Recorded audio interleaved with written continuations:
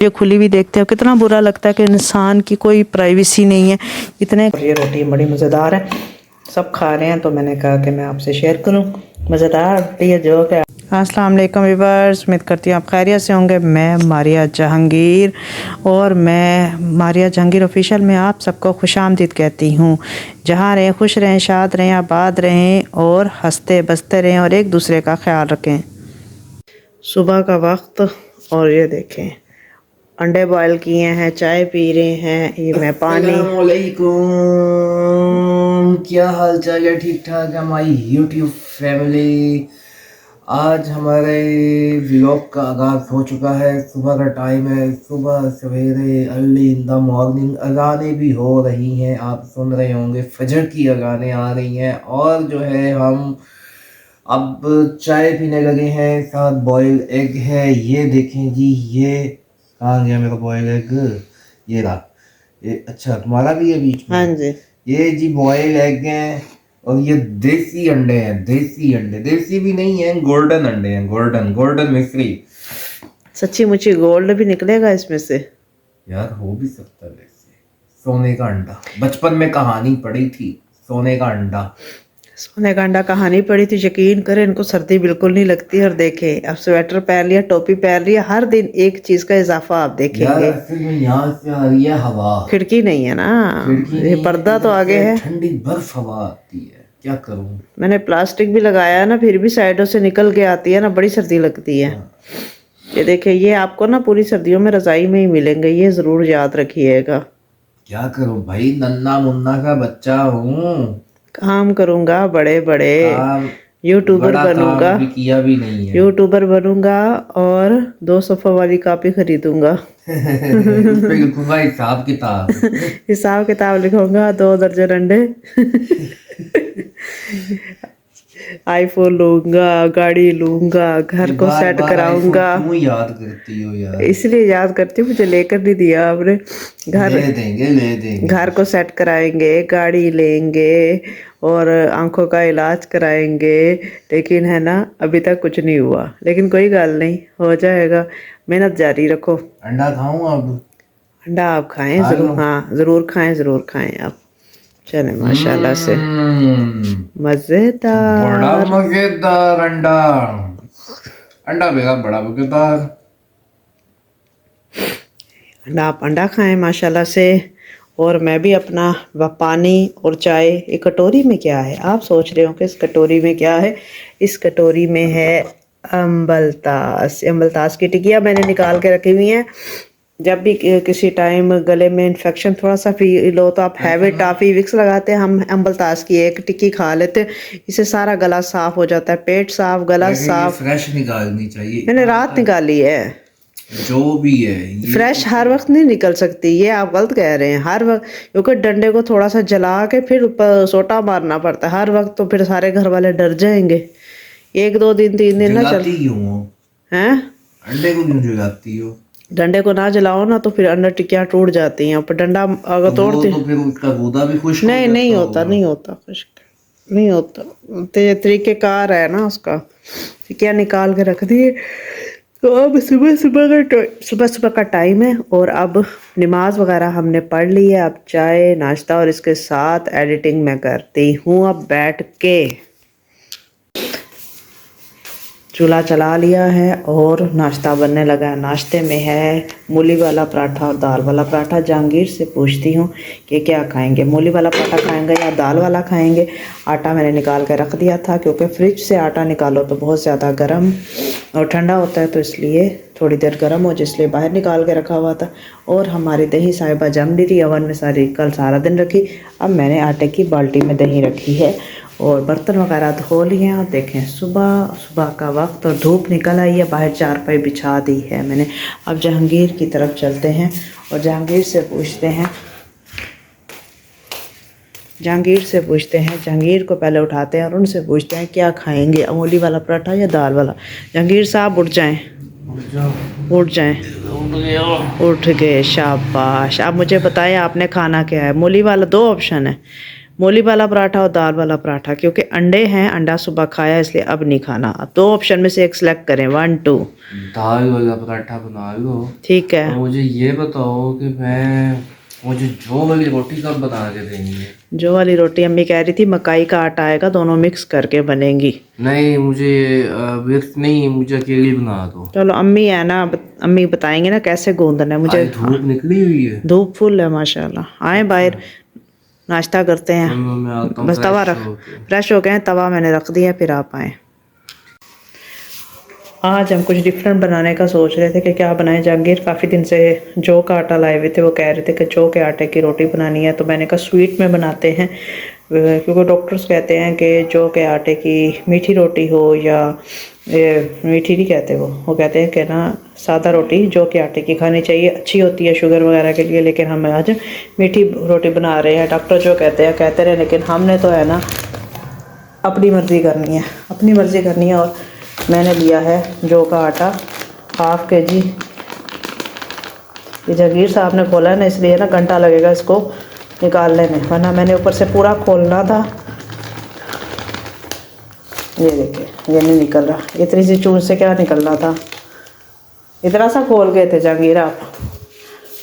और मैंने चीनी डाली है, चीनी के लेकर रखी है, इसमें है ना डालती हूँ, क्योंकि गूंदना है तो ना इससे ना थोड़ा सा गर्म करके इसी में मिक्स कर लूँगी। और मैंने थोड़ी सी इलायचियाँ, और इसमें मैं अभी पहले आटा खोल के निकाल लेती हूँ। इसको मैं चीनी पानी में डाल दिया, और अब मैंने ये पानी ऊपर रख दिया ताकि ये थोड़ा सा घुल जाए। और आटा मैंने पूरा इसमें निकाल लिया है, और आटे में हम डालते हैं छोटी इलायची। ये मैंने 3 4 5 इलायचियाँ हैं, इनको मैंने निकाल के रख दिया। इसमें डाल देती हूँ इलायची। इलायची डाल के साथ अम्मी ने कहा थोड़ा सा ऑयल डाल लेना है। ये देखिए ये ऑयल थोड़ा सा डाल दिया है, इसको मल लेना है और उसको चम्मच से हिलाते हैं, चीनी घुल जाए, ज़्यादा गर्म भी ना हो जाए। इसको हिला लेते हैं और उसको मलते हैं।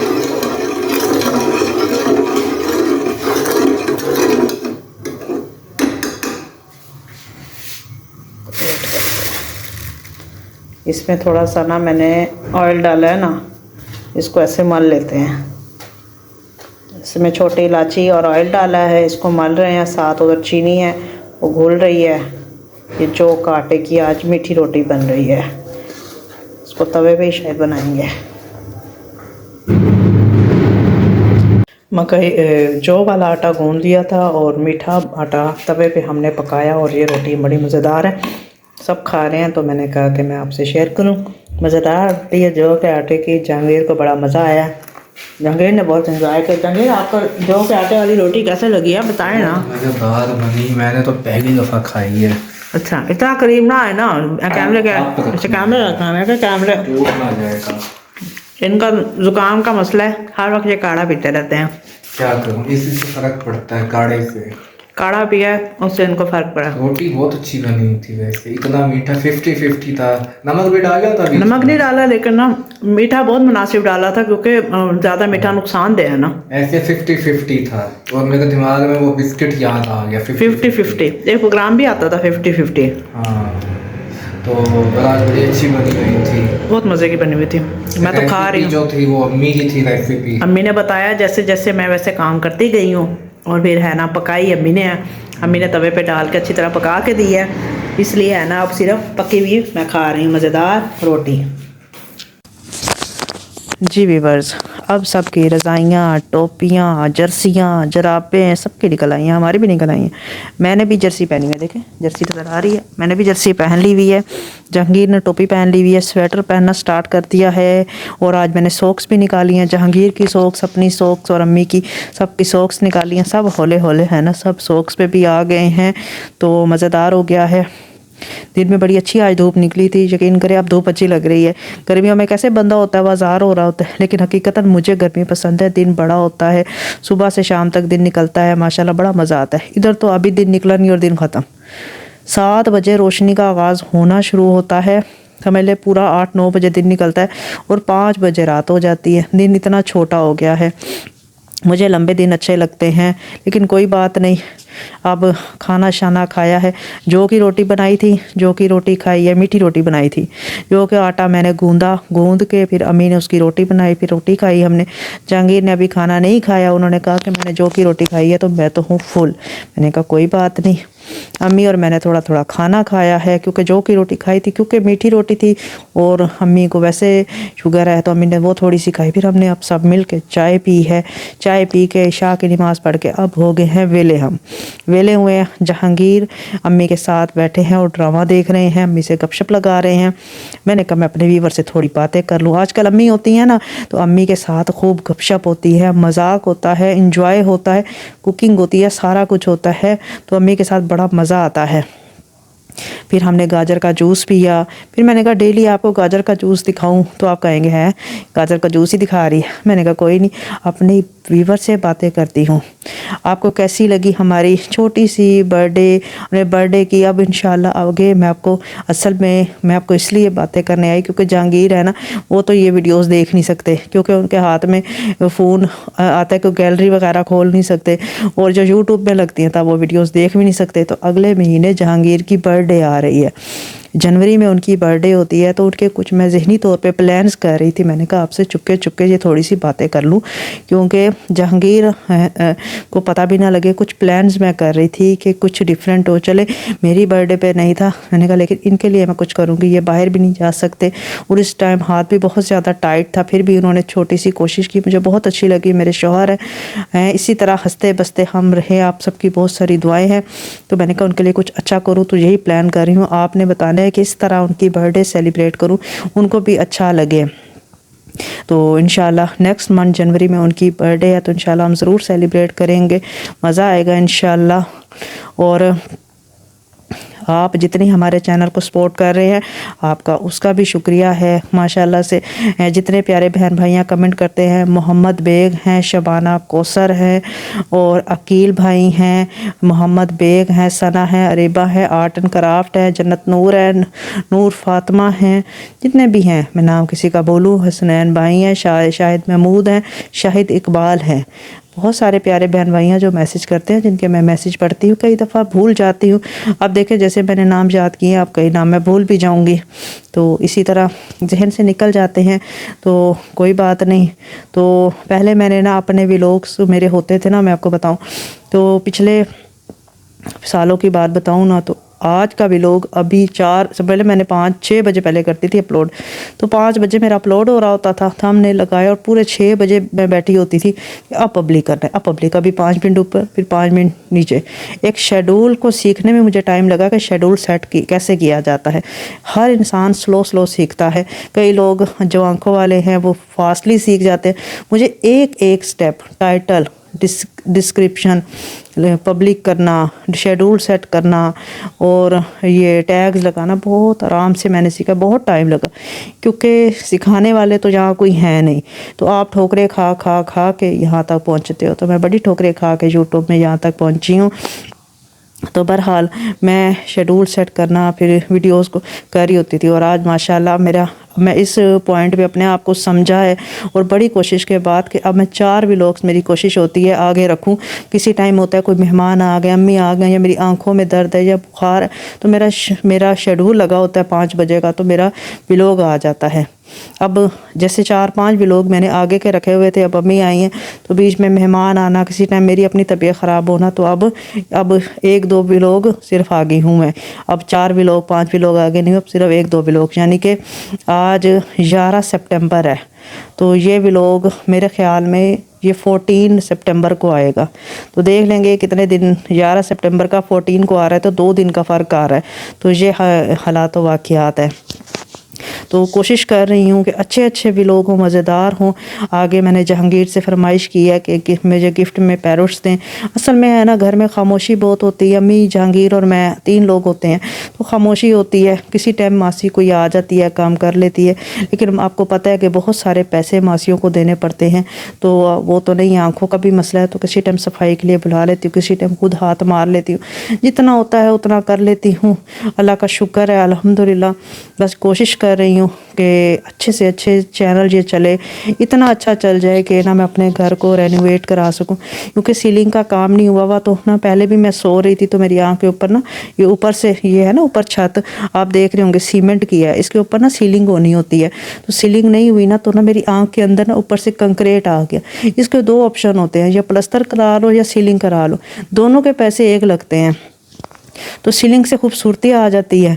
तो मैं सो रही थी तो मेरी आंख के अंदर ना ऊपर से ना सीमेंट का कचरा चला गया। बहुत तकलीफ़ बर्दाश्त करनी पड़ी मुझे, बहुत ज़्यादा। मुझे पता कितने दिन तक उसका तकलीफ़ हुई मुझे। तो उसका सीलिंग करानी है। ये जो कमरे में ये बेडरूम है ना, यहाँ पर ये आप देख रहे होंगे कि ये पर्दा है, पर्दे के पीछे ना खिड़की नहीं है। तो अब हम बैठे हैं ना, अगर यहाँ हम सोते हैं ना, तो बिल्कुल यहाँ से ठंडी हवा आती है। आगे मैंने शीट भी लगाई हुई है, लेकिन शीट होने के बावजूद भी यहाँ से ठंडी हवा आती है। आपको पता है ना, जब बर्फ़ानी ये सर्दियों की हवाएं आती हैं तो क्या प्लास्टिक और क्या असर करेगा, वो आती ही है हवा। तो ये विंडोज़ लगवानी है, सीलिंग लगवानी है, ये दरवाज़ों के लॉक नहीं लगे हुए अभी, इनके पेंट और इनकी और भी कई काम हैं। तो ये सारे काम अभी बाकी खड़े हैं। इन पे भी हत्ता कि छोटा सा काम लगता है कि लकड़ी का काम, कैबिनेट्स का काम नहीं हुआ। अलमारियाँ देखिए हमारी, आप खुली हुई देखते हैं, ये देखिए हमारी अलमारियाँ अब ये खुली हुई देखते हैं। कितना बुरा लगता है कि इंसान की कोई प्राइवेसी नहीं है। इतने कपड़े हैं वो सारे शॉपरों में ऊपर पड़े हैं, क्योंकि शॉपरों में रखती हूँ कोई कीड़ा पतंगा वगैरह ना पड़े, इसलिए हम ना धो के तह करके ना शॉपरों में रख देते हैं। तो इस तरह कैबिनेट्स वगैरह हो, कोई सेटिंग बन जाए। फिर इतनी सख्त गर्मी होती है, अम्मी बीमार होने लग जाती हैं, हम खुद बीमार होने लग जाते हैं। हमारा था हम ना एसी लगवा लेंगे, फिर हम सोलर लगवाएंगे, बिल बहुत ज़्यादा आते हैं। तो बहुत सारे इंसान ज़िंदगी में प्लान्स कर रहा होता है। अपनी आंखों का इलाज कराना, हमारी मंथली आंखों के टेस्ट होना, आंखों का इलाज होना एक वेरी एक्सपेंसिव है, थोड़ा बहुत नहीं है। और हमारा ये तो रेगुलर मेडिसिन बहुत महंगी हैं और रेगुलर टेस्ट बहुत महंगे हैं। उसके बाद जब बाहर के मुल्क जाके इसकी जीन्स थेरेपी कराना और इलाज कराना, वो करोड़ों में चला जाता है। तो हमने इसी प्लान के हिसाब से हमने अपना चैनल बनाया था कि हम दोनों अपनी आंखों का इलाज करा सकेंगे। 2020 में मैं बहुत अच्छा देख लेती थी, कोई ज़्यादा लोग जान भी नहीं सकते थे कि मुझे आंखों का मसला है। मैंने वहाँ तब से हम मियाँ बीवी ने भाग दौड़ शुरू की कि मेरी आंखें तो ठीक है तो वो तो बच जाएं और जहांगीर की आंखें ठीक हो जाएं, लेकिन भागते भागते अब आपके पास आ पहुँचे। तो हमारा यही है कि हमारा चैनल से हमें इतनी अर्निंग आए और हम इतनी मेहनत करें कि हमें इतने सारे पैसे आए और हम अपने ज़िंदगी के बहुत सारे मसाइल हल कर सकें। आप बताएं, क्या मैं ठीक कह रही हूँ? मुझे किसी से लेना नहीं है, मैं हाथ फैलाने वाला नहीं हूँ। मेरा ये कि मुझे अपने पैसों आए, मेरे चैनल चले, मुझे इतनी अर्निंग आए और इंशाल्लाह आएगी। इस साल मैंने वैसे भी बहुत ज़्यादा दुख तकलीफ़ें देखी हैं, उससे भी मेरी आंखों पे बड़ा असर पड़ा है। मेरी अम्मी बीमार, बहुत ज़्यादा बीमार है, मेरे अबू इस दुनिया में नहीं रहे, जहांगीर की सिस्टर नहीं रही, फिर मेरी खाला हैं वो चली गई हैं। मेरी खाला का मुझे बहुत ज़्यादा दुख है, मैं बयान नहीं कर सकती, क्योंकि गाहे बगाहे वो मेरे पास आती थी, मेरे पास काफ़ी दिन रह जाती थी। दुख सुख अपना बयान करना, हंसना खेलना, खाना पकाना, बड़ा उनके साथ। अचार उनको बड़ा अच्छा बनाना आता था, उनसे सीखना। डिफरेंट किस्म के अचार बनाती थी, डिफरेंट किस्म की कुकिंग करना कोई आम इंसान नहीं करता। नॉर्मल तो कुकिंग हर कोई करता है, लेकिन डिफरेंट नए तजर्बे करना उनमें बहुत उनको कमांड थी। मुझे इतना दुख है ना, उनकी बहुत याद आती है, इतनी याद आती है मैं बयान नहीं कर सकती। अगर मैं कहूँ तो मेरी दूसरी माँ थी, इतनी मुझे प्यारी थी। मुझे बहुत दुख है उनका। अल्लाह ताला उनको करवट करवट जन्नत नसीब करे। अल्लाह ताला मेरे अब्बू को भी करवट करवट जन्नत नसीब करे। अल्लाह ताला जहांगीर की सिस्टर को भी करवट करवट जन्नत नसीब करे, आमीन। जितने लोग इस दुनिया से चले गए हैं, अल्लाह ताला उन सबको करवट करवट जन्नत नसीब करे। असल में सारा दिन व्लॉगिंग होती है, घर की काम होते हैं, सारा कुछ होता है। तो काफ़ी दिन हो गए थे मैंने आपसे बातें नहीं की थी। असल में मैंने इसलिए आज ये व्लॉग अलहदा बनाया। मैंने जहांगीर से कहा आप अम्मी के पास बैठे, मैं है ना अपने व्यूवर से बातें कर लूँ। उनको नहीं पता। असल में मैं आपसे यही मशवरा मैं दोबारा कह रही हूँ, जहांगीर के जनवरी में बर्थडे है और आपने मुझे बताना है कि उनकी बर्थडे का हमने प्लान क्या करना है, वो आपने बताना है। जो भी होगा इंशाल्लाह हम करेंगे। तो आपने भी थोड़ा मुझसे बताना है। सुबह 12 दिसंबर है, मैं सितंबर कह रही थी ना, नहीं दिसंबर है। ये साल जा रहा है, 2024 शुरू हो रहा है। तो एंजॉय करेंगे, कुछ नई ज़िंदगी में कुछ नया कुछ सीखेंगे, कुछ सिखाएंगे। ज़िंदगी इसी तरह चलती जाएगी। आप लोग हैं, हम हैं, और ये कारवां चलता जाएगा। बस अगर हमने अपनी वीडियोस को वायरल कैसे होती हैं उसका तरीक़ाकार है कि आप लोग, अगर आप 100 बंदे हो, 200 हो या 300, जितने भी हैं, ये सारे मेरे लॉयल दोस्त हैं, तो बहन भाई हैं, फैमिली हैं, ये लॉयल है, मेरे साथ सिंसियर है। आप प्यारे बहन भाई, अगर जैसे वीडियो स्टार्ट हो, अगर मेरी 30 मिनट की वीडियो है, आप 30 मिनट पूरा देख लो। अगर 25 मिनट की वीडियो है, मैं बड़ी वीडियोस बना रही हूँ क्योंकि मुझे यूट्यूब कह रहा है कि आप लॉन्ग वीडियो बनाएं। 20 मिनट की वीडियो है, जैसे यूट्यूब कहता है हम वैसे ही काम करते हैं। तो आप अगर पूरी वीडियो देखें और आप 200-300 लोग पूरी वीडियो अगर देख लें तो हमारी रीच बढ़ जाएगी। मेहनत कर रही हूँ, बीच में बहुत गैप आया, मैं बड़ी तकलीफ़ में थी। पहले मेरे इसका प्रॉब्लम रहा, चैनल का प्रॉब्लम रहा। आपको पता है पिन नहीं आ रही थी, मेरे अब्बू दुनिया में ना रहे, पिन ना आई, जहांगीर की सिस्टर गई, खाला गई। आप खुद बताएं कि इंसान की ज़िंदगी तो रिश्तों में उलझी हुई होती है। ये रिश्ते हैं तो हम हैं, ये रिश्ते ही नहीं तो हम नहीं। तो ये रिश्ते चले गए, ज़िंदगी में इतने मसाइल रहे, तो फिर मैं गिरी और गिर के फिर उठी और अपने आप को संभाला और आज आपसे बातें कर रही हूँ।